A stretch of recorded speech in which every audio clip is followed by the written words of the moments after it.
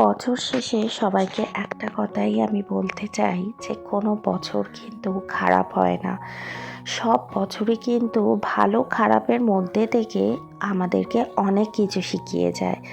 এই যেমন ধরো কোনো বছরে এমন এমন পরিস্থিতি আসে যেগুলো কখনো আমরা ভাবতেও পারিনি যে সেগুলোর সম্মুখীন আমাদের হতে হবে, কিন্তু সেই বছরে সেই পরিস্থিতিটাও আসে, আবার বছরটাও পেরিয়ে যায়, আর তারপরে আমরা পা দিই আগামী বছরের দিকে। তাই জন্য আমার মতে মনে হয় বছরের মধ্যে একটা বছর, গোটা বছর চেঞ্জ হওয়ার সাথে সাথে তোমার জীবনের অনেক খুঁটিনাটি জিনিস চেঞ্জ হয়, সাথে করে তুমিও চেঞ্জ হও। তোমার মানসিকতা, তোমার পরিস্থিতি, তোমার পরিজন, তোমার পরিবেশ। তো তাই জন্যে আমাদের প্রত্যেকটা বছরকে কিন্তু ভালোভাবে রেডিশ করে নেওয়া উচিত, এবং সেই বছরগুলোর মাধ্যমে আমরা সারাটা জীবন কিছু কিছু ভীষণ ইম্পর্ট্যান্ট শিক্ষা পাই। সেগুলোকে মাথায় রেখে আগামী বছরগুলো যাতে ভালো হয় সেই চেষ্টা করা উচিত। আমার মতে এটাই বলে।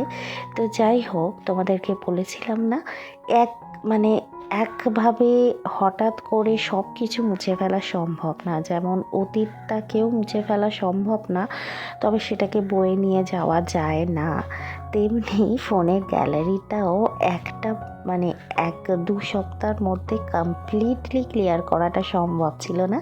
তাই বছরের প্রথমেই তোমাদেরকে পুরনো বছরের এই পুজোর ভিডিওগুলো শেয়ার করছি, যেগুলো আমার আর এডিট করে শেয়ার করে ওটা হয়নি তোমাদের সাথে। তো ছিল ওটা আমার মা লক্ষ্মী এবং আমার কার্তিকের পুজো। তো এই বছর নিশ্চয়ই বড় ব্লগ শেয়ার করব, কথা দিয়েছি। তবে রেজলিউশন কতটা কি ফুলফিল হবে জানি না, তবে এই বছর আমি সত্যি বলছি আপ্রাণ চেষ্টা করব আমি সব কিছু, আমার সব আনন্দের মুহূর্তগুলো তোমাদের সাথে শেয়ার করার। চলো আজকে ভিডিওতে এইটুকুই রাখি, দেখা হচ্ছে নেক্সট কোনো ভিডিওতে। ততক্ষণ ভালো থেকো, সুস্থ থেকো, আর সবাইকে হ্যাপি নিউ ইয়ার।